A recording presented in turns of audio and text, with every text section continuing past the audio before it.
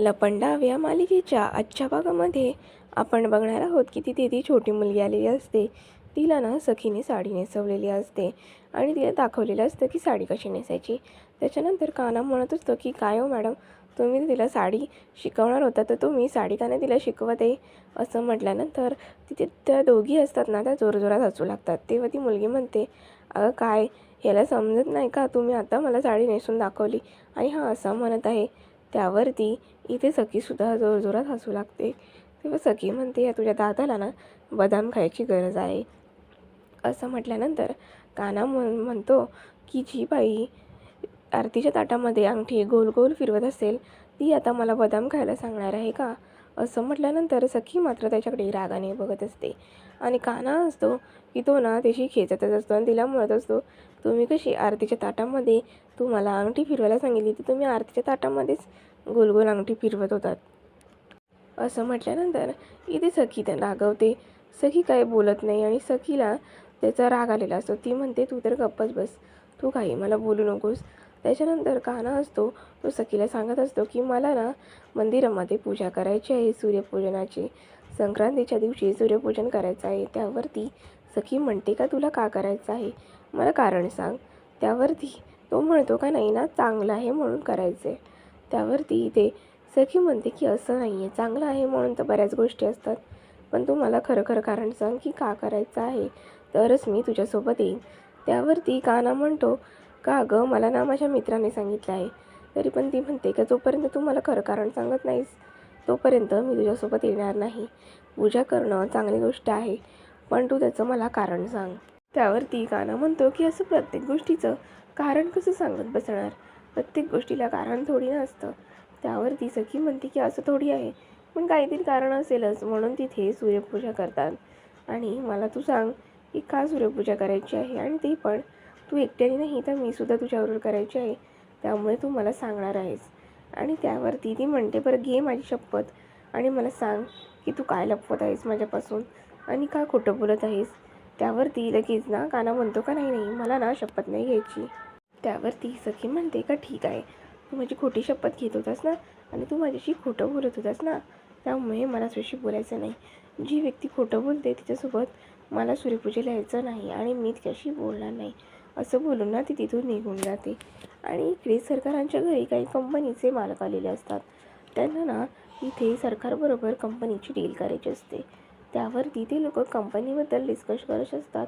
तेव्हा सरकार म्हणते की ठीक आहे, आपली कंपनीची डील आता नक्की होणार आहे. त्यामुळे तिथले एक सर असतात ते म्हणत असतात की ना आपण डील व्हायच्या आधी ना शनीच्या देवळामध्ये सूर्यपूजा करायची आहे, कारण का आता संक्रांत आहे आणि ती करणं खूप गरजेचं आहे. असं बोलल्यानंतर इथे सगळीच जण ती गोष्ट ऐकत असतात.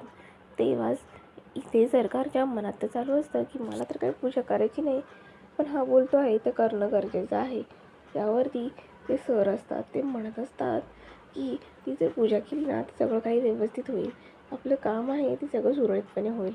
असं म्हटल्यानंतर इथे सरकार म्हणत असते मनातल्या मनात की मला तर काही पूजा वगैरे करायची नाही आहे, अजिबात मला इच्छा नाही आहे.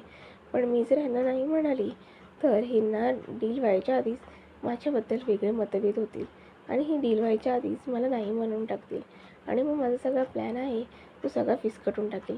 त्यामुळे ह्यांच्याबरोबर केलं तरच बरं आहे. असं म्हणून ना ती म्हणत असते की मी ह्यांना ना तयार करायला पाहिजे, मी यांना म्हटली पाहिजे की हां मी येते सूर्यपूजेला. असं बोलून ती विचार करत असते की मला तर हे सगळं बोरिंग वाटतं, पण काय करणार, करायला तर पाहिजे ना. आणि इकडे घरी कान्हाची आई तर बिचारी ती बाजरी घेऊन बसलेली असते. तिला ना बिचारीला काय झालेलं असतं हे तिचं तिलाच माहीत असतं. त्यावरती माई असतात त्या तिला समजावत असतात की बघ ना आता सूर्यपूजन आलेलं आहे, तर कानाला सूर्यपूजा करायची होती गं, पण ना त्याला करायला नाही भेटली, कारण का तो आता असं प्रॉब्लेममध्ये आहे ना, त्यामुळे जर त्याला कोणी बघितलं वगैरे तर. म्हणून यावर्षी ना त्याला मी सांगितलं का तू नको करू सूर्यपूजा, पण सूर्यपूजा नाही करणार आहे तरी पण मी मंदिरात जाऊन येणार आहे, कारण का मला तू बळी झालेली बघायची आहे. तुझ्यासाठी, माझ्या देवदत्तसाठी आणि माझ्या लाडक्या कानासाठी, कबीरसाठी मी नक्की जाणार आहे. तू नको हा टेन्शन घेऊ, तू पण लवकरात लवकर बरी होशील, तुला पण लवकरात लवकर बरं वाटेल आणि सगळं काही आहे ना ते सगळं लवकरात लवकर ओके होईल आणि तू सुद्धा छानपैकी बरी होशील आणि पहिल्यासारखी वागशील असं ती म्हणत असते. आणि इकडे दुसऱ्या दिवशी सकाळीसुद्धा इथे सखी असते ती कानाला विचारत असते की तू मला अजून सांगितलेलं नाही आहेस की ती पूजा का करायची आहे, आपल्याला ती जोडीने करायची आहे, म्हणून मी तुला विचारत आहे की ती मला कारण सांग. त्यावरती काना म्हणतो का ही पूजा तर करून राहणारच मी, ही पूजा केल्याशिवाय मी काय ऐकणार नाही आणि ह्यांना दाखवून देईन का मी काय चीज आहे, मी काना माडिक असं तो म्हणत असतो. मी हे करून दाखवणारच असं बोलून ना तो त्याच्या मनातला काय प्लॅन असतो तो त्यालाच माहीत असतो. आणि इकडे साईतल्या सगळ्या बायका आहेत ना त्या सगळं काही इथे मकर संक्रांतीच्या एकमेकींना शुभेच्छा देत असतात. त्या मस्तपैकी काळ्या साड्या घातलेल्या असतात आणि त्या बायका म्हटल्या का ते एकमेकींच्या साड्यांचं लक्ष वेधून घेत असतात. त्या एकमेकींच्या काळ्या साड्या असतात ना त्यांच्यावरती गप्पा मारत असतात, म्हणत असतात की वा किती छान आहे साडी. तेव्हा तिथे ते काका येतात आणि काका म्हणतात की काय गं तुम्हा बायकांना काळ्या साड्या घातल्या तरी तुझी काळी माझी फिक्कट तुझी डार्क असं बघण्यामध्ये जॅम इंटरेस्ट असतो ना, तुमचं एकमेकींकडे भारी लक्ष असतं, कोणी सगळ्यात जास्त चांगली साडी घातली हे तुम्हाला बघण्यात जास्त रस असतो. त्यावर त्यांची बायको म्हणते म्हणजे त्या काकी की तू मला काय आणायला सांगितलं आहे ना वाण, ते आणा जा. ते म्हटल्यानंतर ते काका म्हणतात हे काय चाललोच आहे ना मी वाणच आणायला चाललो आहे असं बोलून तिथून काका जातात. आणि त्यावरती ते काकू म्हणत असतात की तुम्हाला माहीत आहे ना आज आपल्याला संध्याकाळी काय करायचं आहे, सखीची ही पहिली संक्रांत आहे तर ती आपल्याला खूप स्पेशल करायची आहे, तिला ह्यातलं काही सांगायचं नाही आहे आणि तिला काही ह्यातलं माहीत पण नाही आहे. त्यावरती ना तिथे पटकन सखी येते आणि तिला आलेलं बघून त्या बायका म्हणतात चला गप्प बसा ती आली. आणि त्याच्यानंतर तिला सखीला चिडवत असतात काय गं काळी साडी नाही घातलीस का, आम्ही असेच गप्पा मारत होतो, इथे ना मस्तपैकी काळी साडी घालायची असते, तुला तुझ्या नवऱ्याने घेऊन नाही दिली का काळी साडी असं बोलून ना त्या बायका आहेत ना त्या तिला चिडवत असतात. आणि हे सगळं ना तिथे उभं राहून ना दाभाडे मावशी सगळं बघत असतात. आणि इथे सखीने तर मस्त छानपैकी गुलाबी कलरची साडी घातलेली असते कारण तिच्याकडे ना काळी साडी नसते. तेव्हाच तिथे काना येतो आणि कानाला ना ती मुलं म्हणत असतात की काना दादा आम्हाला ना इथे ना पतंग उडवायला शिकव. तेव्हा ती मुलांना तो म्हणतो की पतंग उडवायला शिकवायचं काय, हा असा पतंग घ्यायचा आकाशात टाकायचा आणि तो उडवायचा. त्यावरती ती मुलं असतात की त्याला हट्ट करत असतात की अरे मला शिकव ना शिकव ना. असं बोलल्यानंतर काना म्हणतो की मला बरीच कामं आहेत. तो म्हणतो तुम्ही इथून जा नाही तर हे पाणी आहे ना हे तुमच्या अंगावर टाकेन. त्यावरती ती मुलं म्हणतात की हो हो टाक टाक. त्यावरती काना म्हणतो बघ मी खरंच टाकेन आणि मी खरं टाकलं का तुम्ही काही करू शकत नाही असं बोलून ना तो खरं ते पाणी ना आहे ते टाकायला जातो. आणि ती मुलं पण एवढी आवली असतात ना का ती म्हणत असतात का टाक रे टाक आमच्याच अंगावर टाक. आणि त्यांना ना असं वाटतं की खरंच हा पोरांना भिजवणार आहे का काय, पण तो ना डायरेक्ट ते पाणी असतं ना ते इथे सखीच्या अंगावर टाकतो आणि सखीला ना पूर्णपणे भिजवून टाकतो. त्याचा हेतू तोच असतो खरं तर, त्याच्या प्लॅन मुताबिक काहीतरी सगळं काही गोष्टी वेगळ्या असतात.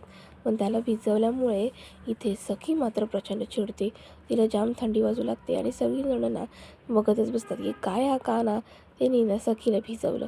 आणि सखीला भिजवल्यानंतर काना मात्र प्रचंड घाबरलेला असतो कारण कानाला माहीत असतं की बाबा आता ना काही आपलं खरं नाही, कारण का सखी आपल्याला काही खरं ठेवणार नाही, ती आता आपली जाम वाट लावणार. म्हणून ना तो घाबरलेला असतो. तो म्हणतो ना की हे सगळं चुकून झालं, या पोरांना भिजवायच्या नादातच तुम्हाला भिजवलं गेलं. त्यावरती त्या बायकासुद्धा मनाला मनात थोड्याफार घाबरलेल्या असतात, विचार करत असतात की आता ना कानाचं काही खरं नाही. तेव्हा सखी असते ती कानावरती चिडते आणि तेव्हा काना असतो की तिच्या तो मागे मागे करतो, म्हणतो अहो मॅडम थांबा ना. तेव्हा तिथे मावशींजवळ तो जातो आणि मावशींना म्हणतो दाभाडे मावशी हे काय आहे, मी ना असं सगळं मुद्दामून नाही केलं. त्या बघा ना रागावून निघून गेल्या. त्यावर ती मावशी आहे का ती म्हणते की तिचं बरोबरच आहे आणि त्याच्या जोरात कान पडते आणि म्हणते की तिला ना काळी साडी घेऊन द्यायची होतीस ना आज, तू तिचा नवरा आहेस ना. असं बोलल्यानंतर त्या बायका पण म्हणू लागतात की काय रे काना सणासुदीचा असं तिला त्रास का देतोस. तेव्हा तो काना म्हणतो का कसं आहे ना मी तिला काळी साडी घेऊन दिलेली आहे पण माझी देण्याची पद्धत आहे ना ती थोडी वेगळी आहे त्यामुळे. आणि मगाशी तर तुम्हीच बायका म्हणत होत्या ना की हिच्या नवऱ्याने हिला काळी साडी घेऊन दिली नाही, हिच्या नवऱ्याने हिला काळी साडी घेऊन दिली नाही, म्हणून ना माझा जरा वेगळाच प्लॅन होता. त्या प्लॅनच्या हिशोबाने ना मी त्यांना काळी साडी दिली आहे. कसं आहे थोडं हटके करायलाच पाहिजे ना, काहीतरी वेगळं, नेहमी सारखं सारखं तेच तेच कशाला असं बोलून ना तो त्याची स्टाईल सांगत असतो. आणि तो म्हणत असतो काय रे पोरांनो बरोबर ना, असं बोलून तो त्याचाच प्लॅन असतो की इथे सखीला भिजवायचं आणि मग काळी साडी द्यायची. आणि सखी इथं घरी आलेली असते. सखीला ते सगळ्या प्रकारे ना आवडलेला नसतो. सखी म्हणत असते की काय हा काना, ह्याला ना 2 पैसे कमवायची अक्कल नाही आहे, पण हा तर वागतो असा बावळासारखा की ह्याला काही समजायचं कारण नाही. त्यावरती ती म्हणत असते, मला इथे थंडी वाजत आहे आणि ह्याने असं भिजवून ठेवलं आहे मला, तर आता टॉवेल तरी त्याला कुठे भेटत नाही. त्यानंतर तिला टॉवेल भेटतो तेव्हा ती म्हणते की हा काय टॉवेल असा ठेवतात का. आणि टॉवेल उघडता क्षणी त्याच्यावरती ना छान असं बॉक्स असतो आणि त्याच्यावर ना तिच्यासाठी छान मकर संक्रांतीच्या शुभेच्छा लिहिलेल्या असतात. तिला लिहिलेलं असतं की बेबी सरकार, तुम्ही तुमचा राग आहे ना त्याच्यावरती माझ्या कोरड्या शब्दांची फोंकर आहे, असं म्हणून बरंच काही छान असं प्रेमाचं लिहिलं असतं आणि त्याला मकर संक्रांतीच्या शुभेच्छा दिलेल्या असतात. ते जेव्हा सखी शांतपणे वाचत असते तेव्हा ना तिला त्याच्या मनातले भाव आहे ते समजत असतात. तिला त्या सगळ्या गोष्टी आवडत असतात की कानाने आपला विचार करून एवढं सगळं लिहिलेलं आहे आणि एवढी छान कविता तर त्याच्याकडे बघून वाटत पण नाही की तो लिहित असेल. असं बोलून ना ती त्याच्यानंतर बॉक्स ओपन करते. त्या बॉक्समध्ये ना छान सुंदर अशी काळी साडी असते, जेणेकरून जी नवऱ्याने बायकोला द्यायची असते. असं बघितल्यानंतर इथे सखीला मात्र ती साडी खूप खूप आवडते. सखी म्हणते, वाव किती छान आहे, मस्त साडी आहे, ह्याने माझ्यासाठी साडी घेतली. त्यानंतर ती म्हणते, पण ह्याला ना मला साडी द्यायची होती तर नीट ठेवली ना शिस्तीमध्ये, हे असं भिजवायचं वगैरे कशाला, भिजवणं वगैरे ह्याला काय अर्थ आहे, नीट दिली असती तर बरं झालं असतं, ते मला जास्त आवडलं असतं. पण हा काना पण ना काहीतरी वेगळंच करत असतो, सगळ्यांसमोर मला भिजवलं. असं बोलून नंतर ती विषय सोडून देते. पण तिला ती साडी मात्र प्रचंड आवडली असते आणि ती साडी ती घालण्याचा प्रयत्न करत असते. आणि इकडे बाहेर मात्र काना पतंग उडत असतो किरणसोबत. तेव्हा किरण म्हणतो की काय रे, तुला साडी द्यायची होती तर नीट द्यायचीस ना, तिला भिजवायचं कशाला. त्यावरती काना म्हणतो की असं थोडी आहे, आता सगळेच जण साध्या प्रकारे साडी देतच असतात. पिक्चरमध्ये सिरियलमध्ये सगळेजणं नुसत्या आणून आपल्या बायकोला साडी देतात, पण ती देण्यामध्ये काही मजा नाही ना, म्हणून मी थोडं हटके केलं, मी जरा आपलं काहीतरी पॅटर्नच अलग आहे, असं बोलून ना तो सांगत असतो. तेव्हा काना आहे ना तो किरणला सगळं काही सांगत असतो की प्रत्येक गोष्ट ही साधेपणाने करायची नसते आणि ते ना माझ्या डिक्शनरीमध्ये लिहिलेलं नाही आहे, मला ना काहीतरी स्पेशल करायचं होतं, कारण का त्याच्यामुळे ते स्पेशल होईल. त्यावरती किरण म्हणतो का तू दिलेली साडी पण ती घालेल का.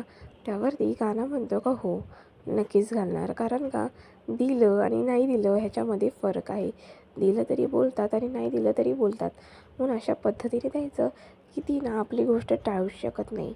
असं म्हटल्यावरती किरण पण त्याचं सगळं ऐकत असतो. तेव्हा काना सांगत असतो त्याला की बघ, मी दिलेली जी साडी आहे ना ती त्या मॅडम घालणारच आहेत, कारण का त्यांना ती आवडणारच आहे, मी अशा हटके स्टाईलमध्ये दिली की त्यांना ते घालणं हे गरजेचंच आहे आणि ते घालूनच राहणार अशी मला गॅरंटी आहे. असं बोलून तो ना हसत असतो. आणि इकडे घरी मात्र सखी छान सुंदर अशीपणे तयार झालेली असते. तिला काळी साडी ही प्रचंड आवडलेली असते. ती म्हणत असते किती छान दिसत आहे ना काळी साडी, मस्त वाटतं ही काळी साडी वगैरे घालणं, किती सुंदर ना, असं म्हणून ती खूप आनंदी झालेली असते. आणि तेव्हा ना ती स्वतःमध्ये एकटीच बडबडत असते की ह्याच्यामध्ये काय राहिलं तर नाही आहे ना, आता पूर्ण मी परफेक्ट झाली आहे. त्यावेळी तिथे काना येतो आणि म्हणतो का नाही, अजून ना सगळ्या गोष्टी बाकी आहेत. त्यावरती इथे सखी म्हणते की काय बाकी आहे, मी एवढी तर सगळी परफेक्टली तयार झाली आहे. त्यावरती काना म्हणतो का नाही, एक गोष्ट बाकी आहे. आणि तो तिच्या मागून येतो आणि तो तिला छान पद्धतीने गजरा देतो आणि तिला म्हणतो की हे बघ, हे तुझं राहिलं आहे, हे जर छान घातलं तर तू अजून छान दिसशील. असं म्हटल्यानंतर इथे सखी त्याच्याकडे बघत असते. तेव्हा तिला काना ना मस्त वेगळी कविता जाणवत असतो. तिला सांगत असतो की हे बघ असं तसं काही काही छान कवितेच्या गप्पा मारत असतो. आणि त्यावरती सखी म्हणत असते की अच्छा, म्हणजे तुला बरं माहीत आहे की बायकांचं सौंदर्य हे गजरामध्ये असतं, तू एवढा कसा काय रे हुशार आणि तुला एवढ्या सगळ्या गोष्टी कसं काय माहिती. त्यावरती काना म्हणतो का मी नावाचा काना आहे, मला सगळ्यांच्या मनातल्या गोष्टी कळतात. असं म्हटल्यानंतर सखी त्याच्याकडे बघत असते. त्यावरती काना म्हणतो का असंच नाही गं नुसतं गजरा लावायचं, हे सगळं ना गजरा माळायचं काम हे नवऱ्याचं असतं.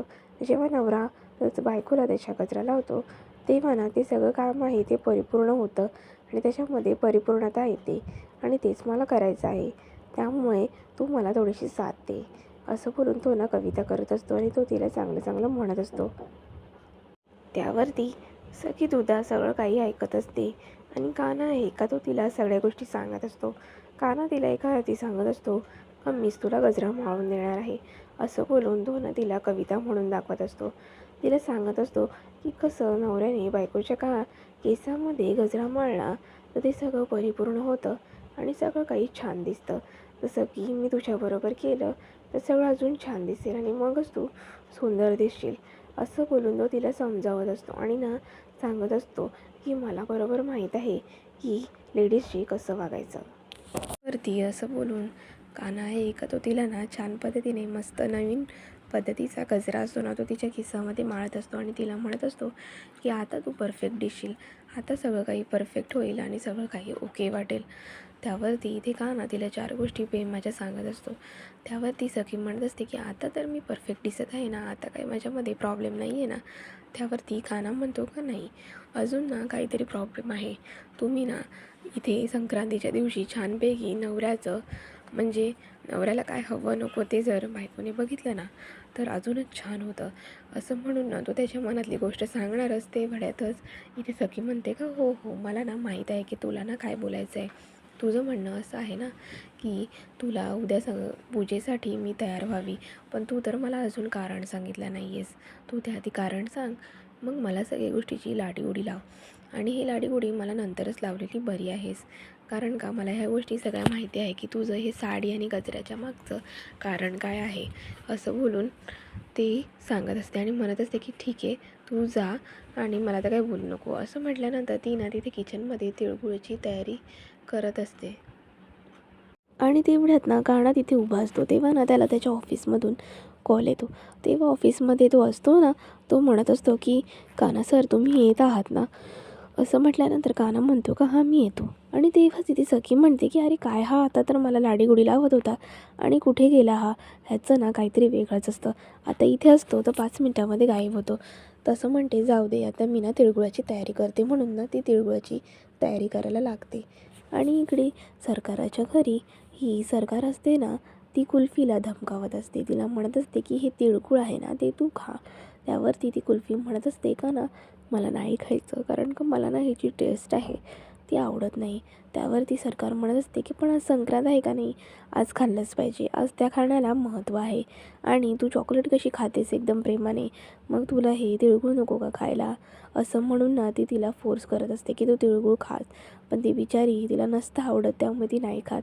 पण सरकार असते की ती तिचा हात पिळत असते, ती तिला रागवत असते, तिला ओरडत असते की तू खायचं म्हणजे खायचं, तुला नाही आवडलं तरी तू खायचं, तुझ्या बाबाने तुला शिकवलं नाही का की खायचं म्हणजे खायचं. असं बोलून ती तिची केसं वगैरे ओढत असते. तिला ती अत्याचारच फार करत असते. तिचं काय म्हणणं असतं हे सरकारलाच माहीत असतं. तेव्हा ती जबरदस्ती तिला खायला लावते. तिला म्हणते खा, पण कुल्फी असते का तीसुद्धा खायला तयार नसते. ती म्हणत असते की मला नाही आवडत ती टेस्ट आणि मला ते खाल्लं जात नाही. त्यावरती ती सरकार म्हणते का चॉकलेट कसं शहाणपणा करून खात असतेस, मग हे तुला खायला काय. मग कुल्फी नाही म्हणत असतानासुद्धा ती सरकार आहे त्यातनं एक तिळगुळ उचलते आणि तिच्या तोंडासमोर आणते. तरी पण कुल्फी आहे का ती नाही म्हणते. मग सरकार तिच्या तोंडामध्ये जोरामध्ये कोंबते आणि एक तर एवढ्या जोरात कोंबत असते इथे ती लहान मुलगी असते, तर तिच्या तोंडामध्ये जोरात कोंबल्यामुळे ती धक्काबुक्की होते आणि ते ताट आहे ते पडतं.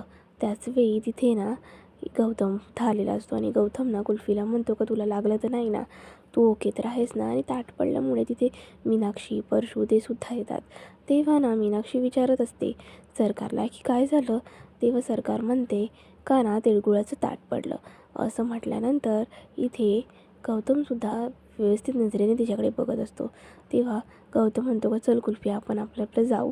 तेव्हा सरकार त्यांना थांबवते आणि म्हणते गौतम थांब इथे तू. आणि मग त्याच्यानंतर गौतम थांबतो. तेव्हा सरकार सांगू लागते की काय रे, तुझ्या मुलीला तू शिकवलं नाहीस का, चूक तर चूक, बरोबर तर बरोबर. तर ती कुल्फीला म्हणते का हे बघ कुल्फी, इथे खाली पडलेले तिळगुळ आहेत ते तू उचलायचेस, ताटामध्ये ठेवायचेस. असं म्हटल्यानंतर ती कुल्फीला बोलवत असते, पण गौतम तिला सांगत असतो का तू नको जाऊस. त्यावरती इथे तरी पण ती जबरदस्तीने बोलते, त्यामुळे ती कुल्फी येते. आणि तेव्हा सरकार आहे ती कुल्फीला सांगते का हे पडलेले सगळे आहेत ते उचल आणि ताटामध्ये ठेव, समजलं, तुझ्यामुळे ते पडले आहेत तर तू हे करायचं. असं बोलून त्या बिचारीला धमकावत असते आणि ती बिचारी गोड मुलगी हे सगळं काही ऐकत असते. त्यावरती ती मीनाक्षी असते, ती म्हणत असते की अहो राहू द्या मी ते जे मुलं आहेत कामाला त्यांना सांगते. त्यावरती ती ऑर्डरसुद्धा देते की तुम्ही हे बघा.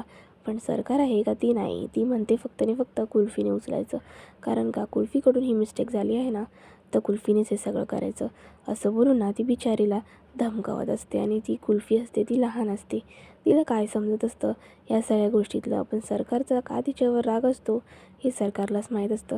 सरकार हे तिच्यावरती जाम अत्याचार करत असतात. तिला ना समजतच नसतं की आपण लहान मुलांशी कसं वागलं पाहिजे आणि काय केलं पाहिजे असं म्हणून ती ओरडत असते.